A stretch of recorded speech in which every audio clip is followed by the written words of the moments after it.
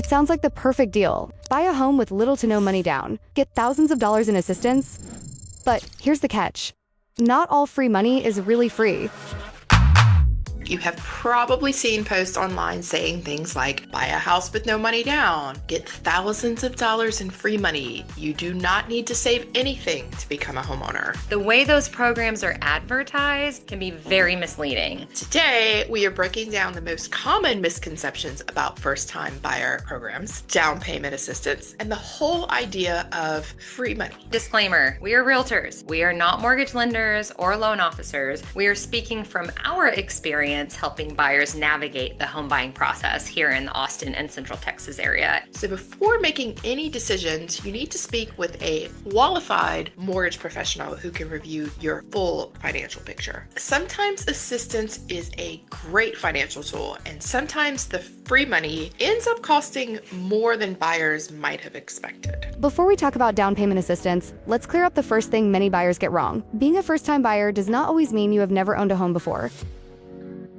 Misconception number one, first-time buyer means you have never owned a home, is that you have to be buying your very first house ever to qualify as a first-time home buyer. Yeah, that's not always true. A lot of programs define a first-time buyer as someone who has not owned a primary residence within the last 3 years. Yes, so maybe you owned a home years ago, or you went through a divorce, moved in with a family, rented for a while, or sold a previous home and have been out of home ownership for a few years. You may still qualify for certain first-time homebuyer programs. So this is exactly why you should not rule yourself out based on something you saw online, something someone told you years ago. A good mortgage professional can look at your history, income credit, available funds, and goals, then tell you whether you may qualify for a program. Do not assume that the answer is no just because you owned a home before. Now, this is the big one. A lot of buyers hear down payment assistance and think someone is simply giving them free money. But this is where you really need to understand the fine print. Misconception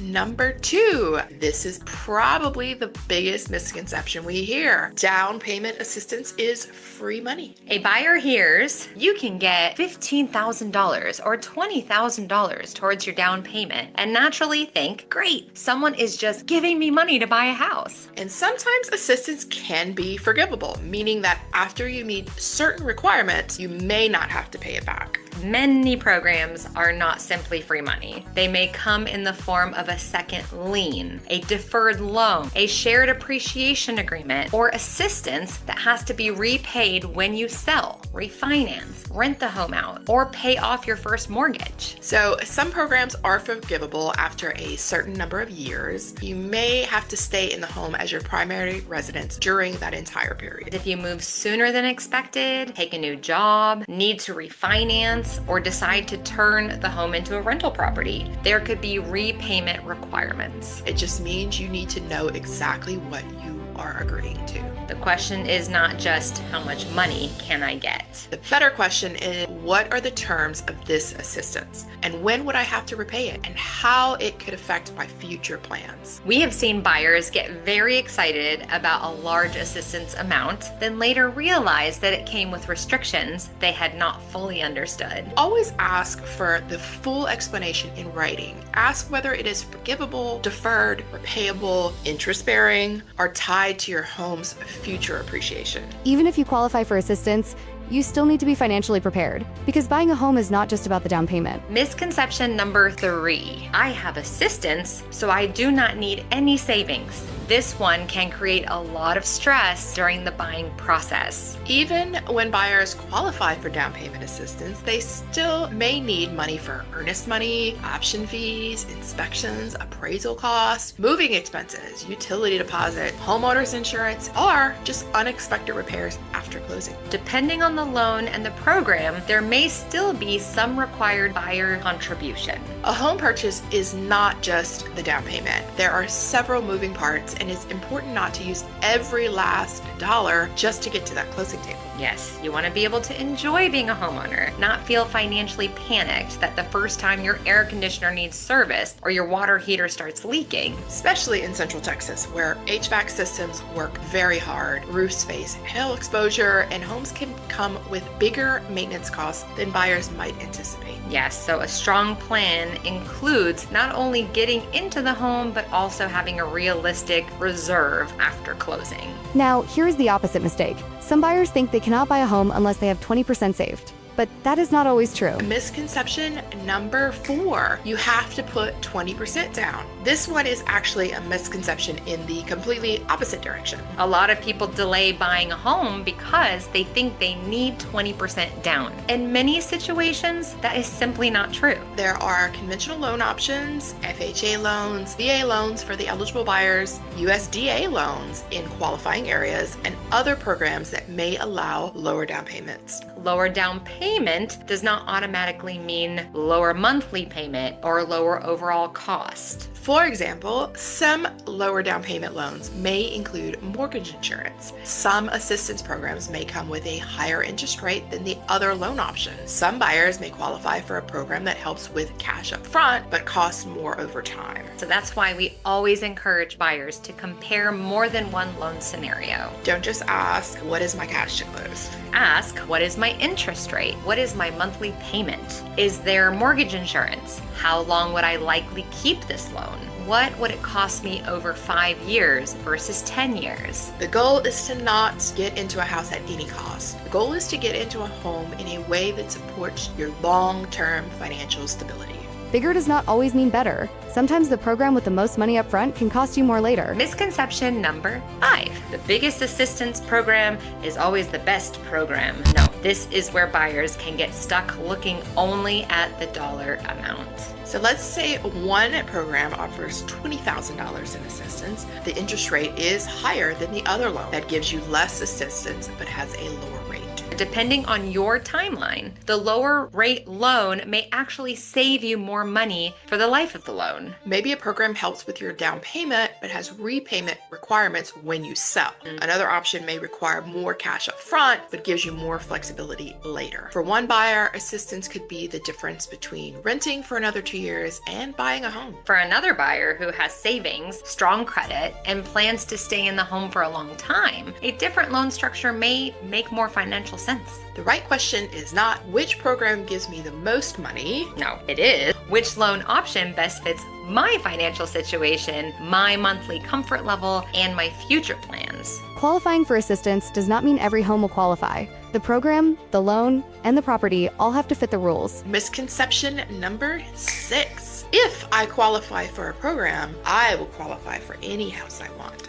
Down payment assistance does not change the basic reality of affordability. You still have to qualify for the mortgage payment. So your lender will still evaluate your income, debts, credit profile, job history, assets, and other financial factors. The home itself still has to work within the program guidelines. Some programs have household income limits, some have purchase price limits, some are restricted to certain geographic areas, some require the home to be your primary residence, some have property condition requirements. There also may be requirements for homebuyer education classes, approved lenders, or specific loan types. Yes, so it is really important to get a detailed pre-approval, not just a quick estimate from an online calculator. You want your lender to tell you the sales price range that feels comfortable, the programs you may qualify for, your estimated cash to close, and what restrictions may apply. And that helps us as your realtors too. It allows us to focus on your home search on properties that truly fit your financing plan. This one confuses a lot of buyers.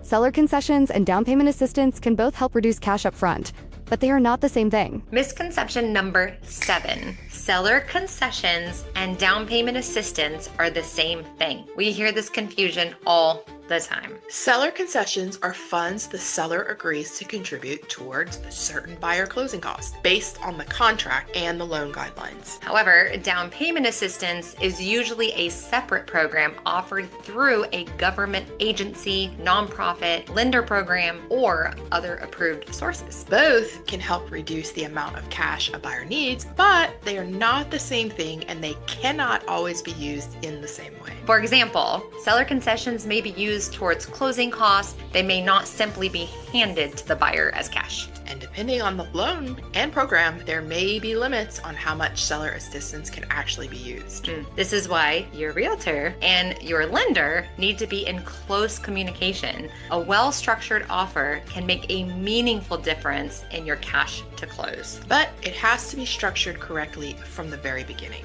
Assistance programs can open doors, but they can also add extra steps, paperwork, and deadlines. That is why starting early matters. Misconception number 8. Programs make home buying easy. We want to be honest about this one. First-time buyer programs can open doors, but they do not make the process effortless. There may be additional paperwork, education requirements, income documentation, deadlines, or approvals that need to happen before closing. So some programs have limited funding, some can pause or run out of available funds, some have very specific lender participation requirements. And again, this is not a reason to avoid them, it is a reason to start early. So do not wait until you find the perfect house to start talking to your lender. You want to understand your options before you are in love with any home and trying to write an offer quickly. The buyers who feel the most confident are usually the buyers who did their homework before they started touring homes.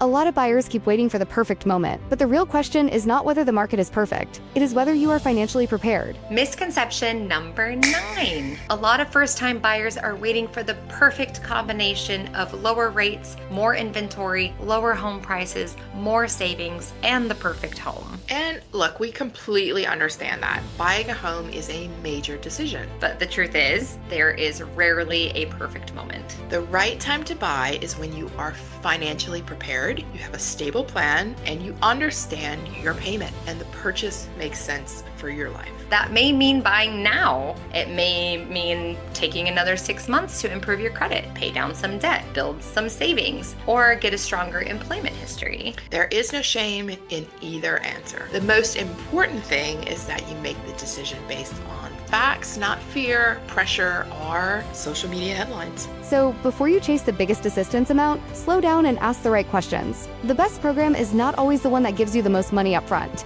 It is the one that actually fits your long-term plan. What we want first-time buyers to remember. First-time buyer programs can be wonderful tools. They can help buyers who are financially capable of owning a home but need help getting over that upfront cash hurdle. They are not actually free, and they are not automatically the best choice for every buyer. So before you move forward, ask your lender these questions. What programs do I qualify?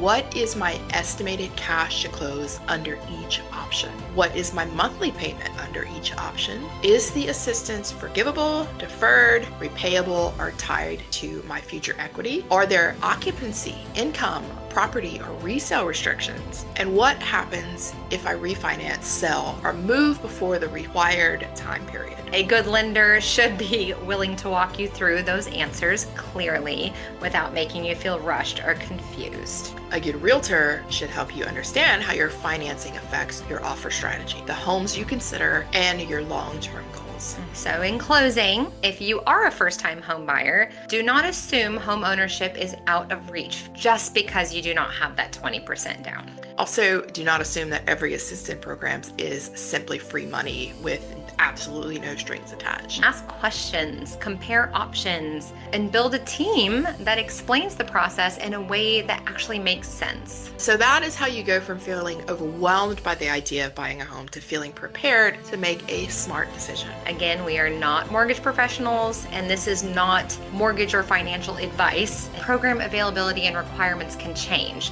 So always speak with a qualified lender and about your individual situation. And when you are ready to start looking at homes in Austin or the surrounding Central Texas communities, we would love to help you make a plan. So be sure to subscribe to Austin Home Guide for more real estate education, local market updates, and practical advice for buyers and sellers. Thanks for watching, and we will see you in the next video. Bye.